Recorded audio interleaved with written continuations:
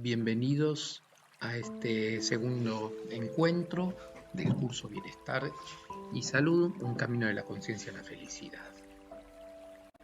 El segundo paso en el camino que estamos recorriendo, ¿sí?, de la conciencia a la felicidad, tiene que ver con la energía. Bueno, ¿qué es la energía? Podemos definir a la energía así como la capacidad para realizar un trabajo.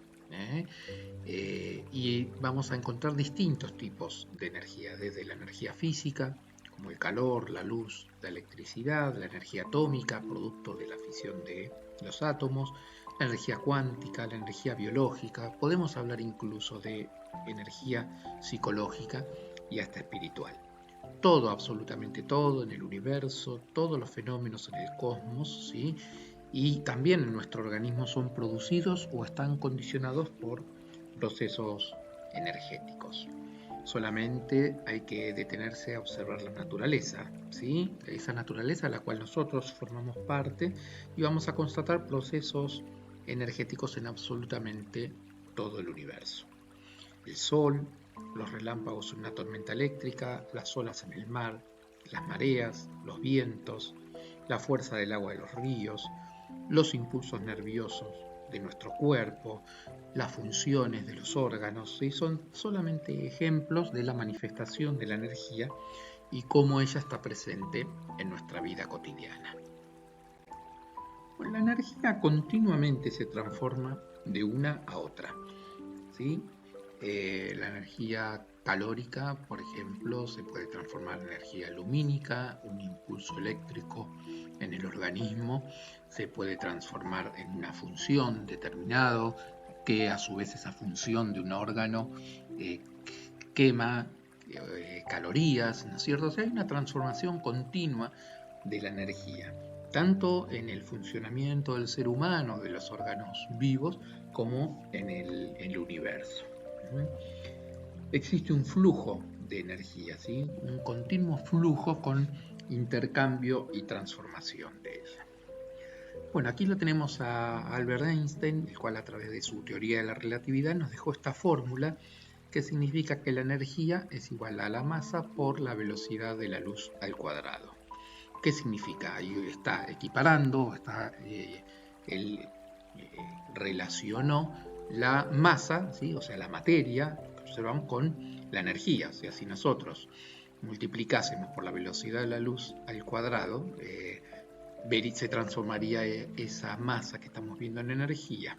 Entonces, todo lo que existe en el universo, incluso la materia y los objetos materiales que nosotros observamos, son manifestaciones de la energía. Es decir, que materia y energía son la misma cosa, pero en manifestaciones diferentes. En realidad, la única razón por la cual no vemos el mundo como una enorme red de energía es porque vibra demasiado rápido. Si nuestros sentidos pudiesen captar o percibir esa vibración, ¿no es cierto?, nosotros lograríamos observar la vibración, la energía y no la materia como la observamos habitualmente. En este sentido, es muy interesante el ejemplo del caracol. Un caracol aproximadamente se sabe que tarda 5 segundos entre que ve un objeto, se coloca un objeto delante de él y él se hace consciente de ese objeto, o sea, llega a verlo. Entonces, si nosotros tenemos un caracol en una habitación, colocamos una piedra delante de él, y nosotros salimos de la habitación y volvemos a entrar en menos de 5 segundos, el caracol no percibió absolutamente nada de esto y para él lo único que llega a observar es la piedra. O sea, en ese instante, en esos 5 segundos, no sucedió, nuestro movimiento no existió para él. Lo que intentamos explicar con estos ejemplos es que nuestra experiencia sensorial no es más que una construcción perceptiva artificial creada por la mente. O sea, nosotros vemos, observamos o comprendemos de la realidad lo que estamos capacitados o lo que nuestro organismo, a partir de sus órganos sensitivos y sensoriales, están capacitados para percibir. Veamos este ejemplo. nosotros aquí tenemos un cilindro, ¿sí? Que es un cuerpo geométrico tridimensional, y depende del punto de vista o la ubicación del observador, lo que va a poder observar es o un círculo o un cuadrado, de acuerdo a cuál sea su ubicación con respecto al cuerpo. Sin embargo, ninguna de estas imágenes que recibimos es real. O sea, esto no es ni un círculo, que lo vamos a ver si nos ubicamos en una posición, ni un cuadrado, sino que es un cilindro. Entonces, no coincide con el objeto real la percepción que nosotros tenemos de él.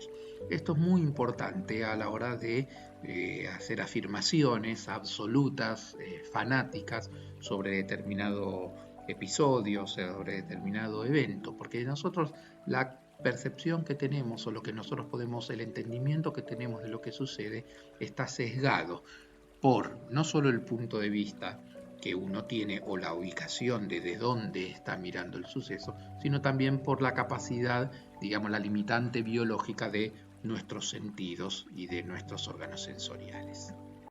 Otro ejemplo muy conocido es esta imagen en la cual nosotros podemos observar dos perfiles de caras enfrentadas en color negro o un jarrón, ¿no es cierto?, en el color blanco, su silueta en color blanco.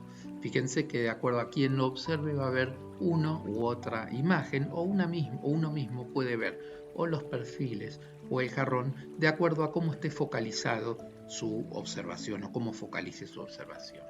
Bueno, lo mismo muchas veces sucede con la conciencia, ¿no es cierto?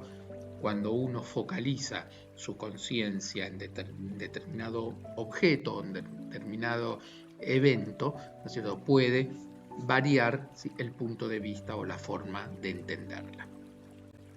Bueno, siguiendo en esta lógica de interpretación o comprensión, ¿no es cierto?, de eventos o sistemas, ya la medicina tradicional china, lo mismo que muchas otras culturas, afirman desde hace miles de años que el microcosmos reproduce el macrocosmos. Es decir, que existe una ley universal que gobierna desde los fenómenos naturales y universales, ¿sí?, que suceden en el planeta, en las galaxias, hasta procesos que sufre cualquier criatura viva, y dentro de ellas el mismo hombre. Hay una lógica de sistemas, ¿sí?, donde todo está relacionado, nada sucede en uno sin que afecte a los otros. Entiende la existencia de macrosistemas y microsistemas que lo reproducen.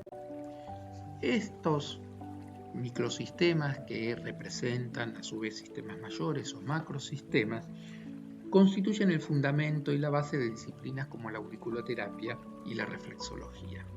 La auriculoterapia sostiene que en el pabellón auricular están representadas las distintas partes del cuerpo, los distintos órganos, y la reflexología en las plantas de los pies, y que mediante un estímulo de estos puntos se logra un efecto en estos órganos a distancia.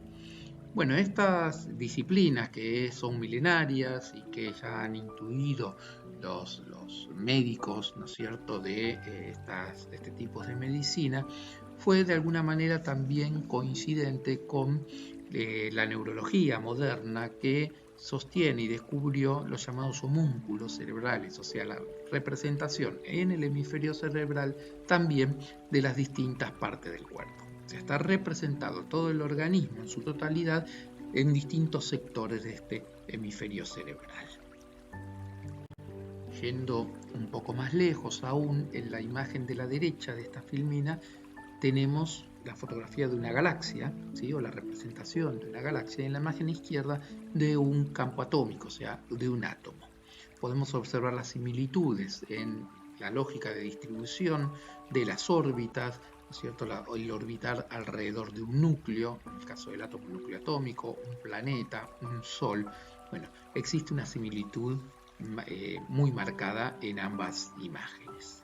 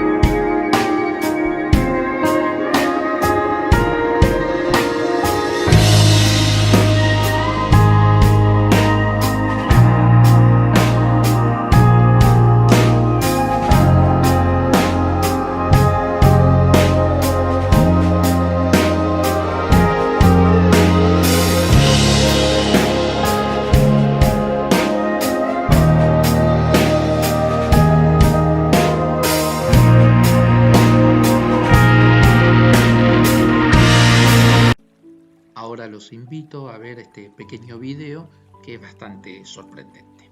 Mírenlo. Si volvemos al concepto de la energía, ¿sí?, como un continuo flujo, un continuo cambio y transformación, tenemos que considerar también a la vida como una manifestación de la energía en la materia.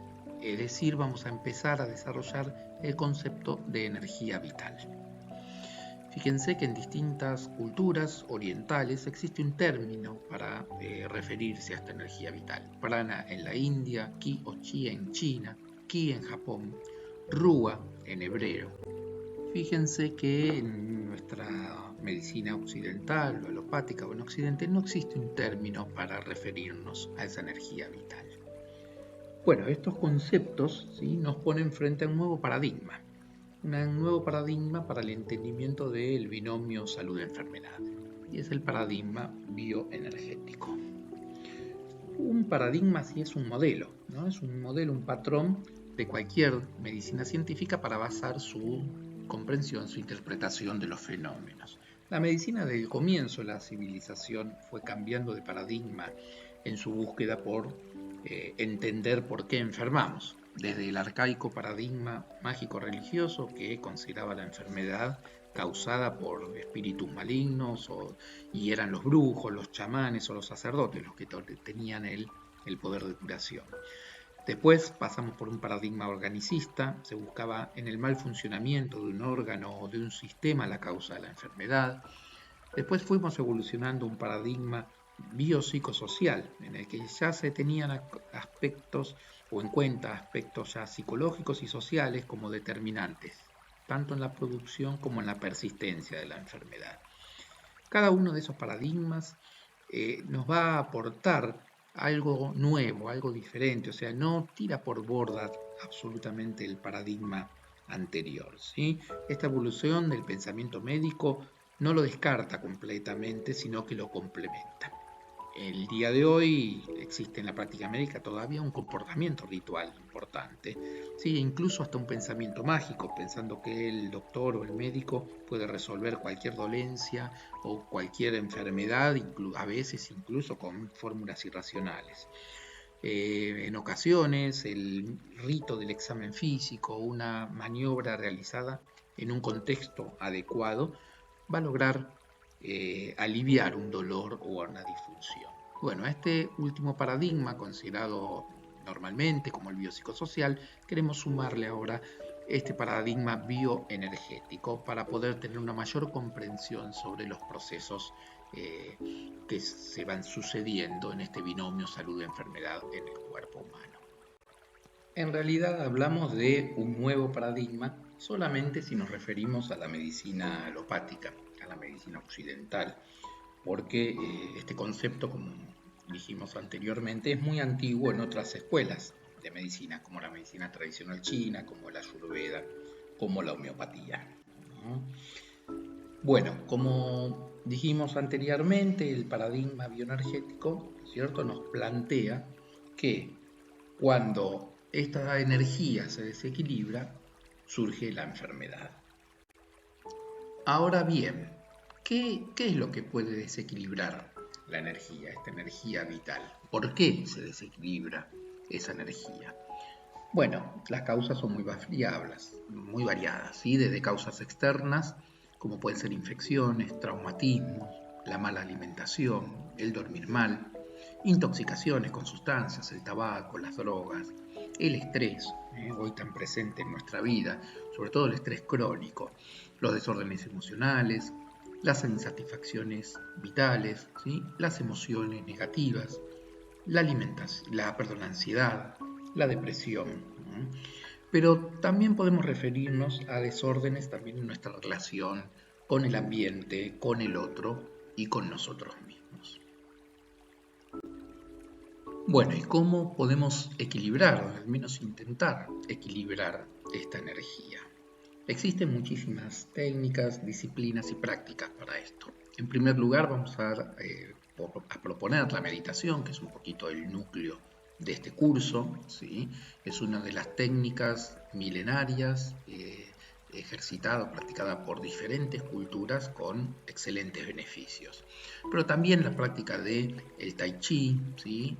La acupuntura, la homeopatía, la práctica de ejercicio físico regular, la buena alimentación, el dormir bien, el mantener y sostener relaciones sanas, poder alimentar emociones y pensamientos positivos y por supuesto, llegado el caso, frente a determinadas enfermedades, la medicación correspondiente.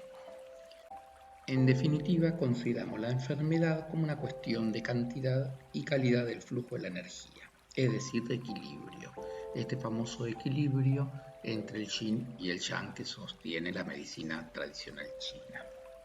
Bueno, a la luz de este nuevo paradigma, consideramos algo muy importante, y es que los pensamientos también son energía.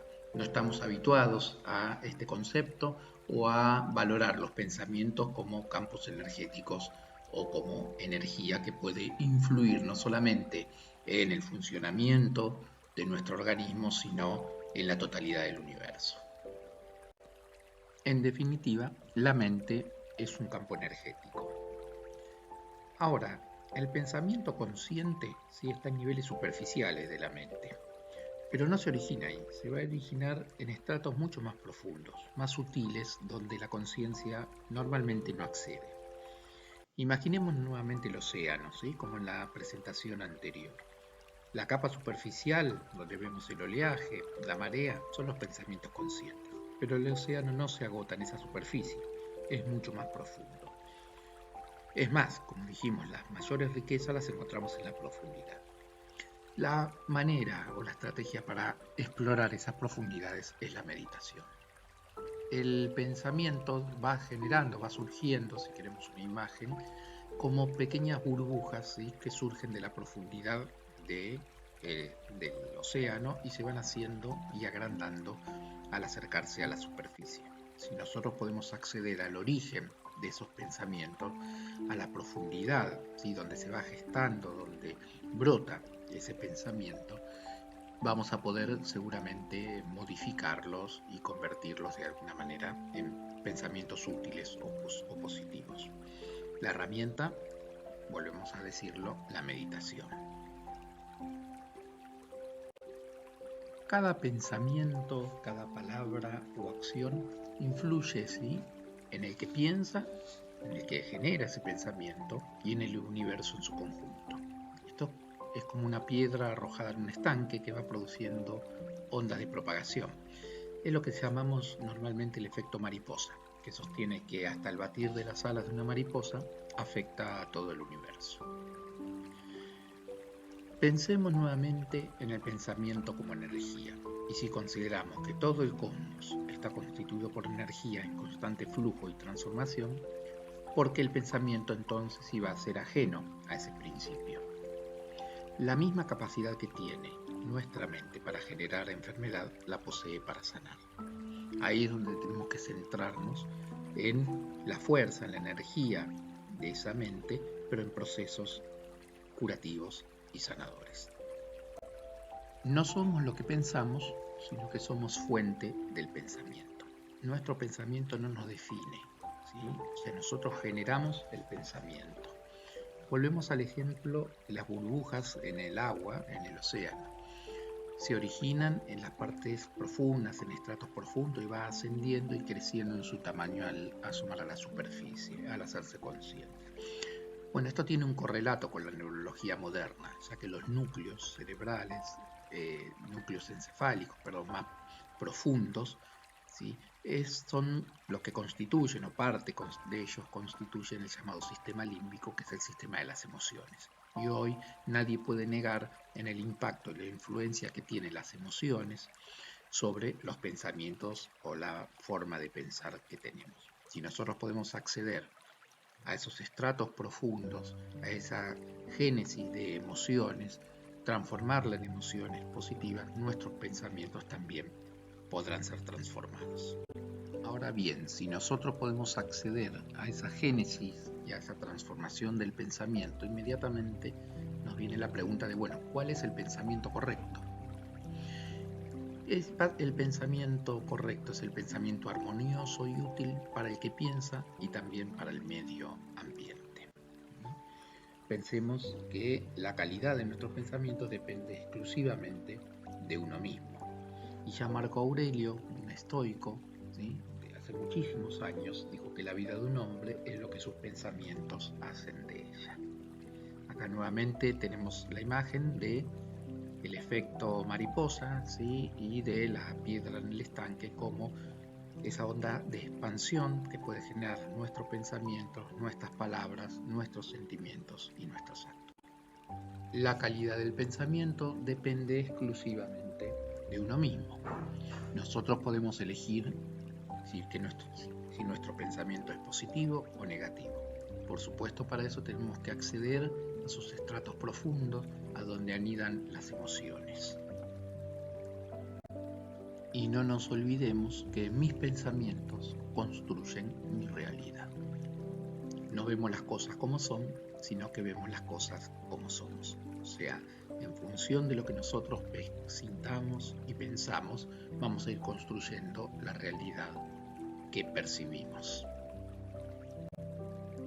Y ahora nos tomamos unos minutos para nuestro segundo ejercicio de meditación. Como explicamos anteriormente, lo primero que vamos a hacer es parar, frenar nuestra cabeza, sentarnos o recostarnos en un lugar cómodo, cerramos los ojos y nos concentramos en nuestra respiración. Vamos a relajar nuestro cuerpo. Inspiramos profundamente por la nariz. Hacemos que el aire se concentre en la base del pulmón. Hinchamos nuestro abdomen. Imaginamos que estamos insuflando un globo en el abdomen. Y luego expiramos muy suavemente por la boca, lenta y suavemente. Inspiramos, expiramos, muy lento, muy suave. Inspiramos, nuestro abdomen se hincha y suavemente vamos eliminando en la boca el aire como si fuese un hilo continuo, lo más parejo y continuo posible. Inspiramos, expiramos. Ya sentimos nuestro cuerpo relajado, nuestra mente concentrada en este ejercicio respiratorio. Y ahora vamos a elegir como objeto de meditación nuestro propio cuerpo.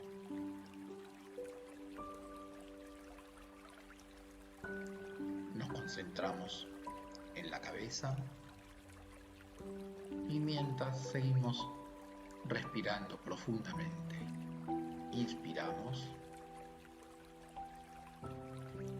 expiramos.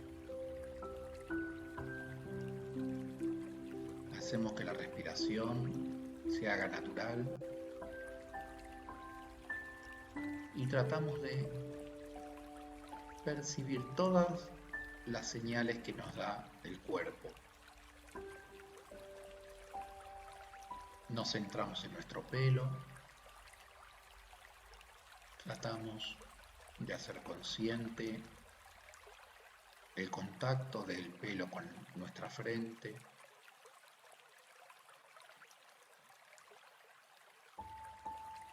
Intentamos hacer consciente si hay algún estímulo, picazón, tensión, una hebilla o una colita que tensa el cabello.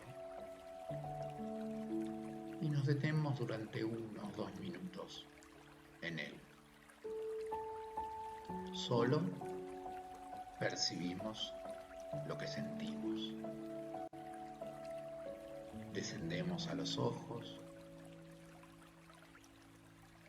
Notamos enseguida que si están tensos se van a relajar. Nos focalizamos en ellos, en qué señales nos envían. Si los tenemos muy apretados, si late el párpado suavemente, si pica. No tratamos de impedir que esto suceda, solo lo hacemos consciente. Seguimos por el cuello.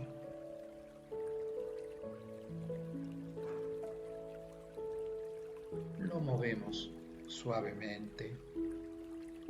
Inspiramos profundo. Expiramos.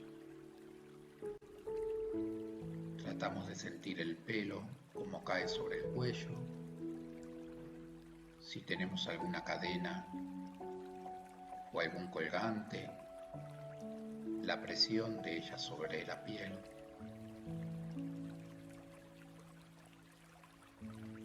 No resistimos a la señal que nos envía, solamente la hacemos consciente. Seguimos por los hombros. Notamos si hay tensión, si están duros. Si lo tenemos elevados, los dejamos caer.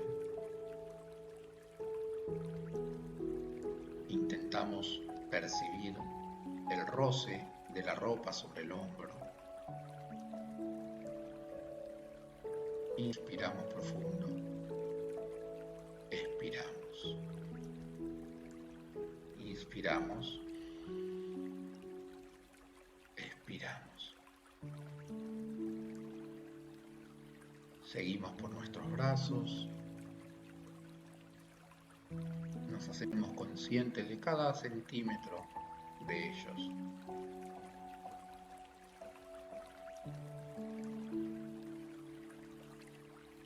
Si arden, la posición, el punto de contacto con nuestras piernas o el respaldo si está apoyado sobre el sillón.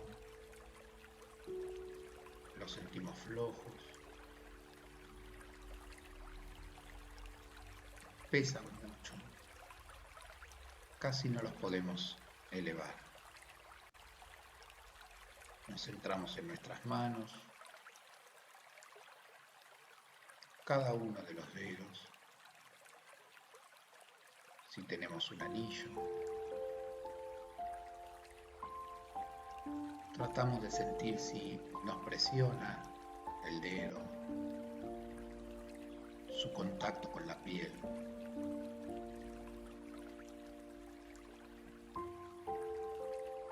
Inspiramos.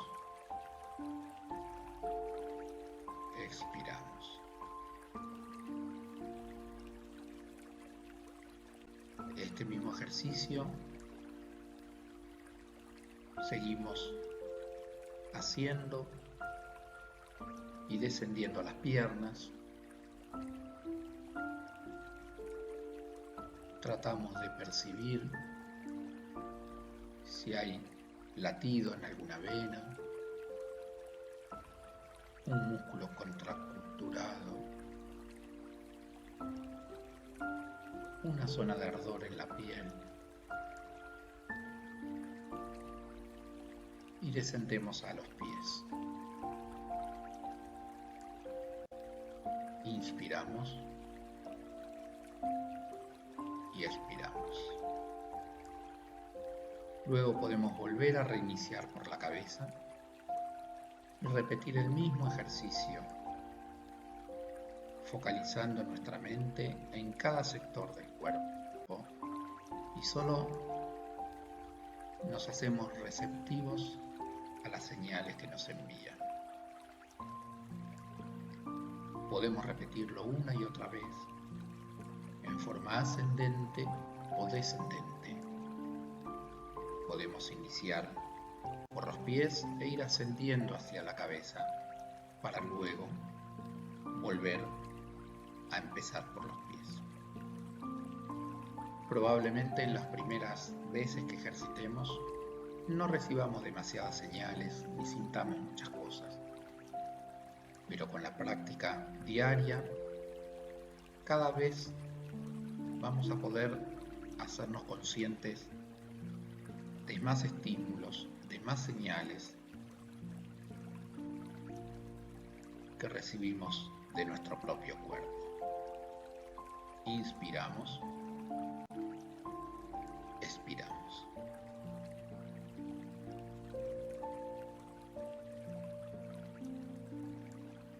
Lentamente abrimos los ojos. Estamos aquí, estamos ahora. Seguimos concentrados en nuestra respiración y volvemos al curso. Bueno, ya de regreso de la práctica de la meditación correspondiente al día de hoy, a este encuentro, les presento un nuevo punto de acupuntura, el llamado IG4 o intestino grueso, corresponde al meridiano del intestino grueso, y llamamos también fondo del valle. Se ubica en el dorso de la mano, en el fondo del hueco entre la base y entre la base del primero y el segundo metacarpiano, ¿sí? O sea, entre el pulgar y el índice. Ahí tenemos una imagen que nos muestra dónde poder localizarlo y cómo se puede estimular con el pulgar de la otra mano. Una presión media durante 2 o 3 minutos es suficiente. ¿Qué es lo que hace este punto? Purifica el pulmón, calma la mente, calma el dolor generalizado y mejora el funcionamiento del intestino. Cuando indicamos su estímulo, y en caso de cefaleas, de dolores cervicales, de constipación, de depresión, de ansiedad, de asma, de síntomas de menopausia y de dolor generalizado. Se puede estimular varias veces al día, 2 o 3 minutos cada vez, con el dedo, como dijimos anteriormente, pulgar de la otra mano. Y ahora compartimos una nueva historia. La palabra. En un lejano reino, hace ya tantos años que ni registros históricos se conservan, vivía un rey. Era un hombre justo, pero tenía una obsesión. Quería aprender todos los conocimientos existentes en el mundo. Con este objetivo, citó a los eruditos más destacados y les ordenó concentrar el conocimiento de toda la humanidad en un libro que pudiera ser leído y estudiado. Los sabios se dispersaron por el mundo en busca del conocimiento, y después de muchos años de investigación lograron transcribirlo en una, hasta el momento, inusitada y formidable enciclopedia de 5.000 ejemplares. Cuando presentaron su trabajo al rey, llenos de satisfacción, descubrieron que no serían suficientes los años de vida que restaban al soberano para poder leer la revelada enciclopedia. Al comprenderlo, el rey ordenó a los eruditos concentrar aún más el conocimiento para poder cumplir con su objetivo. Esta misión generó profundas discusiones entre los sabios.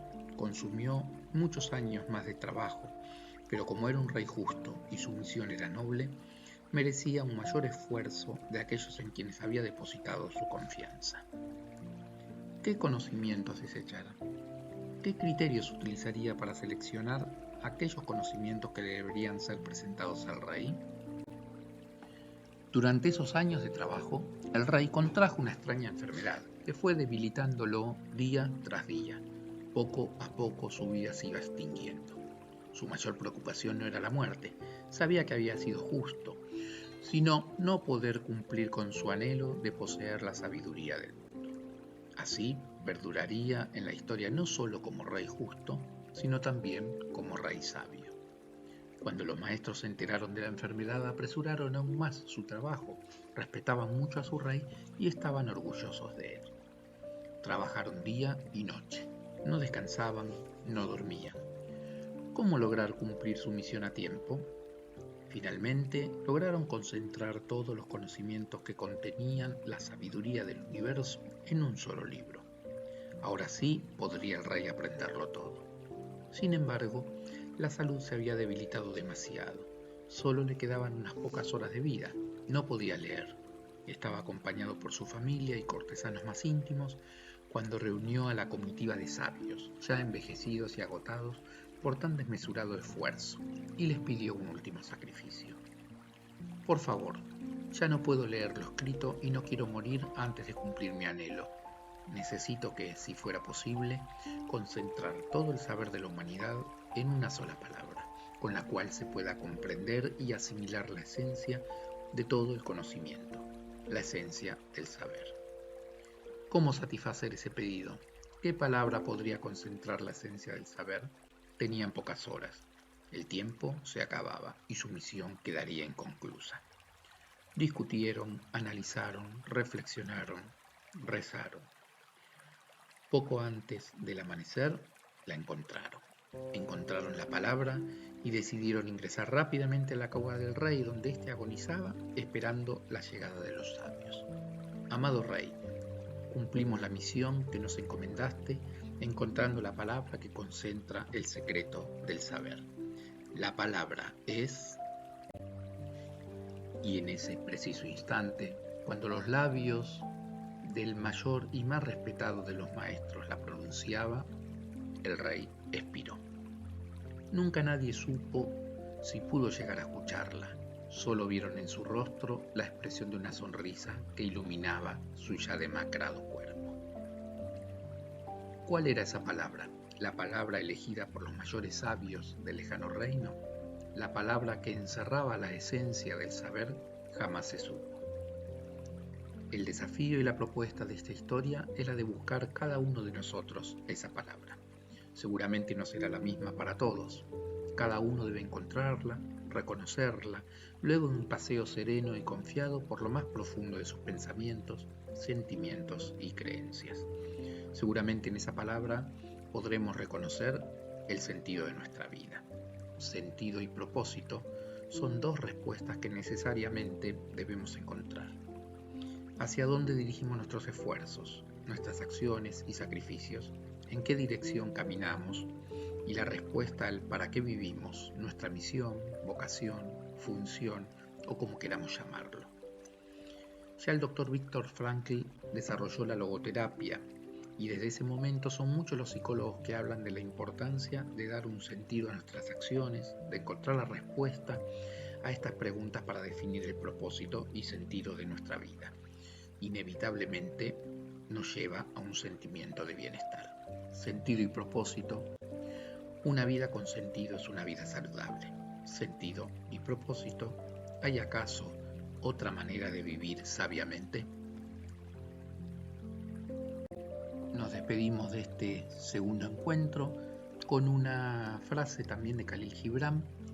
El verdadero viaje comienza cuando nos damos cuenta de que el lugar de destino ya estaba en nuestro interior. Los espero en el próximo encuentro, en nuestro tercer paso de este curso online sobre bienestar y salud.